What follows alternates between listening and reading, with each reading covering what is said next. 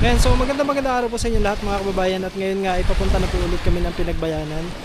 Sa ngayon nandito pa kami sa Talawtaw, pero kasi kasama ko na ngayon yung gagawa noong bahay dun sa Pinagbayanan.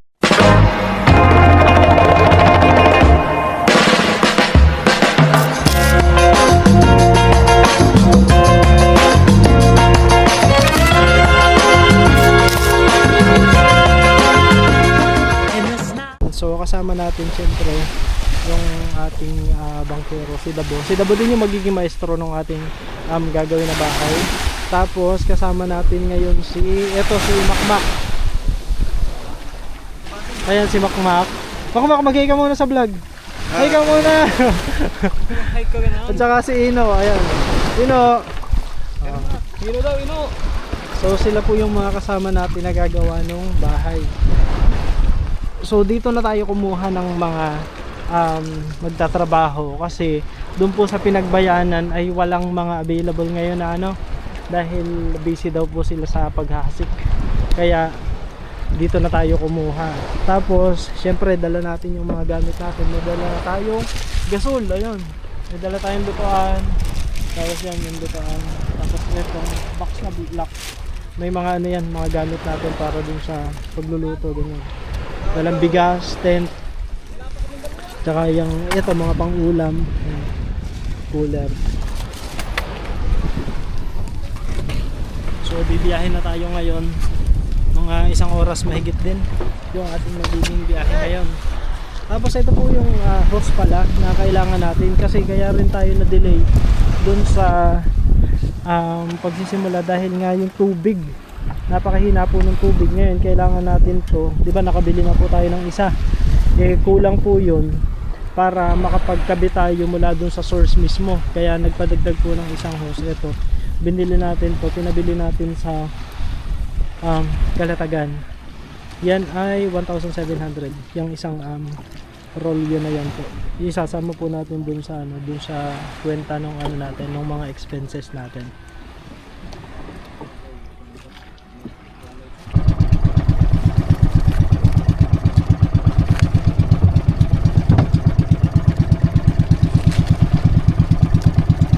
Kalma? Kalma? Ha?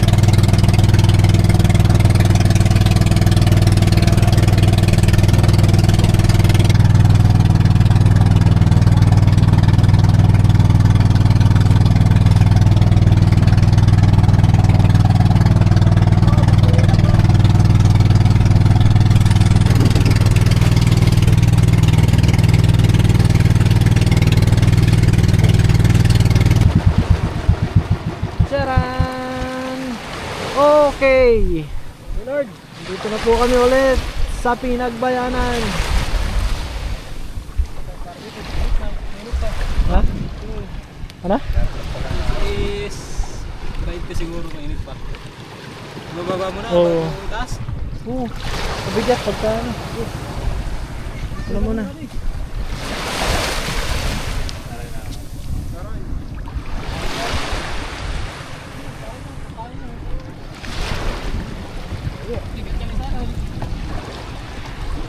Ano muna? Mag-ano muna tayo? Mag-discarga muna. Yeah.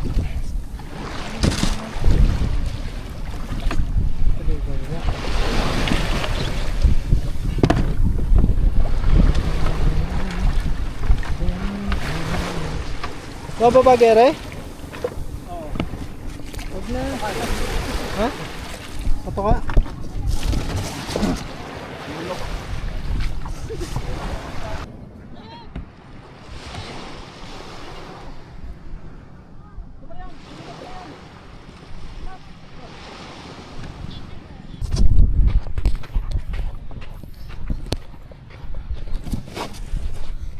Ano yata ang Kuya Bongbong ah? Ha? Ay saan pupunta? May pinakukuha doon ng level kasi. Ah, baka nga naman. Ay hindi, may mga ano din eh. Bakit din na may mga kaldero? So nandito na po ulit tayo sa Pinagbayanan. Dala lang namin yung mga gamit. Oh, tapo na. Oh, para ano? Bukas. Ano balita kuya sa ano? Sa tubig? May paano anong tubig?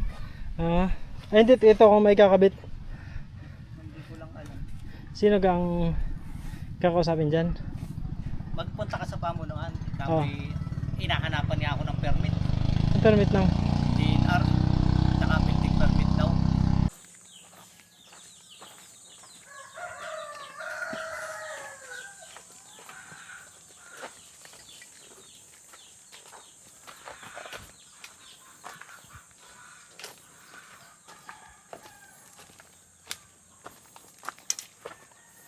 So pupunta po tayo ngayon dun sa pamunuan para ipagpaalam natin yung pagsisimula nung papagawa po natin na bahay.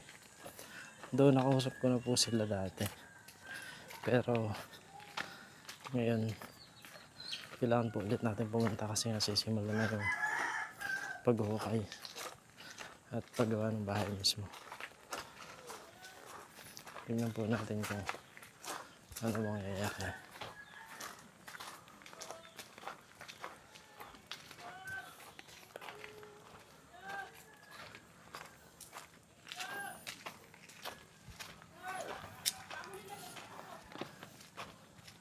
Dito po yung kay Vice. Meron po kasing ibang pamunuan dito sa mga katutubo mismo. Meron silang tinatawag na mayor saka vice mayor. Pero hindi po yun yung part ng standard na ano. Kumbaga ito pa ay para dito lamang sa mga katutubo. Ah, si Dani. Saan nagpunta?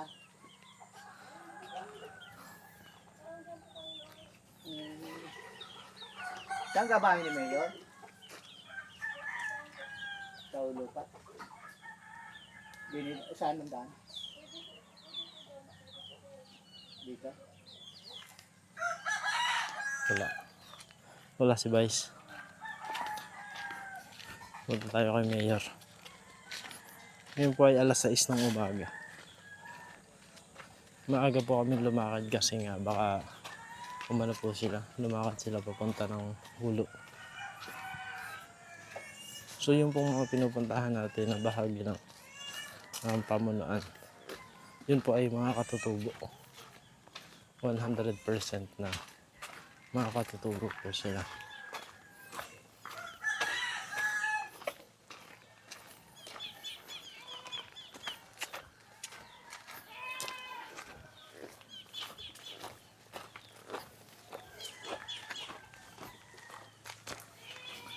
Yung mga bahay dito. Ganda. Yung mga kahoy, no? Kunti ang nakasenso. Hmm.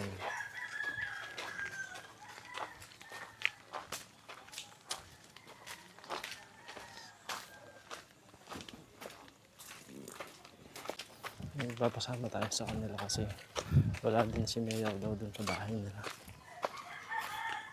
Wala sa ibang bahay ata.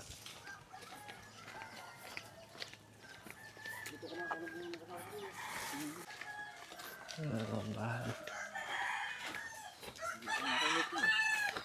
Laki. Tsaka dami ng bahayan. Maya pa. Dikit-dikit na din halos eh.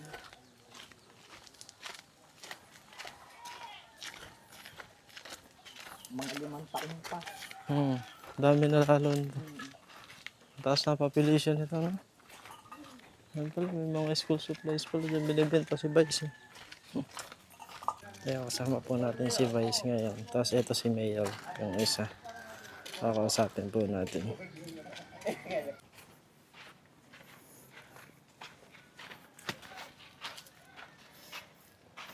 Ayun po mga kababayan, so babalik po tayo doon sa sa pamunuan kasi kanina pumunta po kami. Ang sabi ay ipapatawag daw po kami, kaya lang anong oras na din po ngayon, mag-aalas 11 na ng tanghali. Hindi pa rin pa naman tayo pinapatawag. Kanina po pumunta kami doon alas 6 ng umaga. Yun nga po ang sabi, ipapatawag daw. Sobrang dami na po kasing nasasayang na oras. Ang tagal na ho namin na kinakausap sila. Ang dami-dami pong nangyayari. Halos 1 buwan na. Ngayon nga po, aalamin natin kung sila ba talaga ay payag na ipatayo yung tahanan o hindi. Para makagawa po tayo ng ng paraan.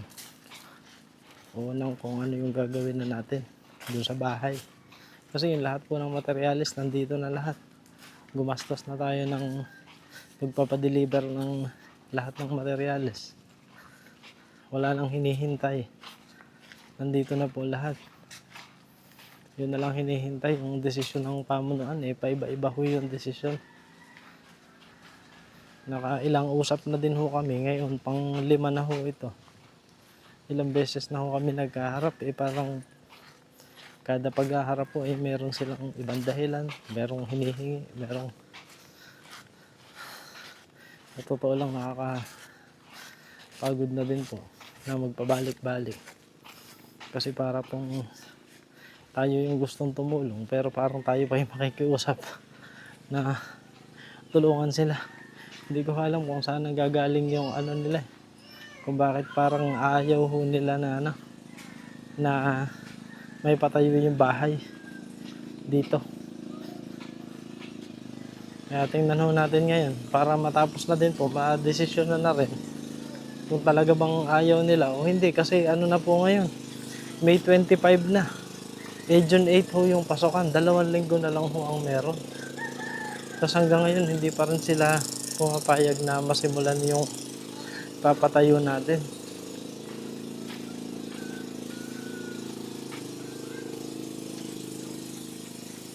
Pabalik na ho ulit kami. Doon sa bahay ulit ng pamunuan.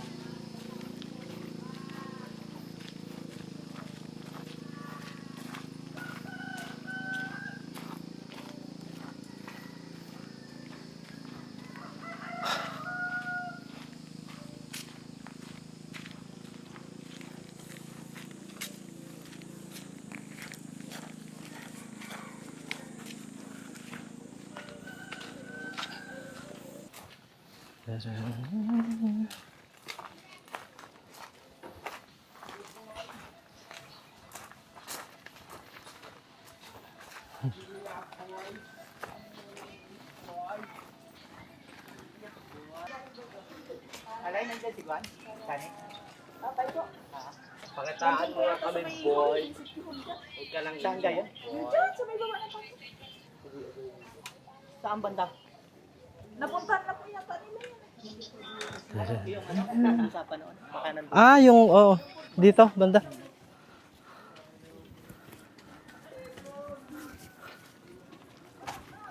Baka nag-uusap-usap. Hmm. Saan niya gawin tabo? Dito na lang.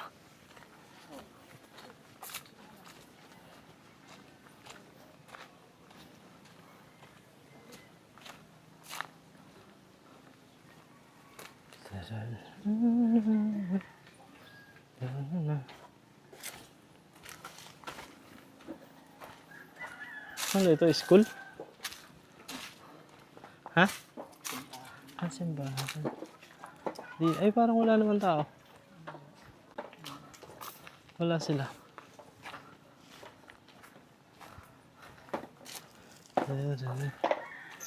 Wala eh. Ay, meron.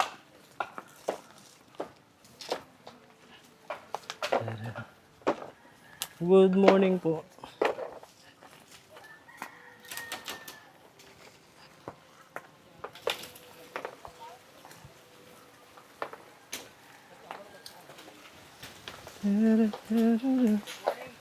May ilog pala dito dati. Good morning po.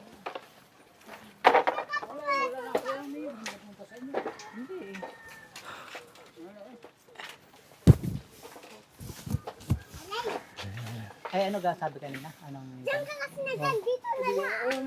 Oo nga, wala.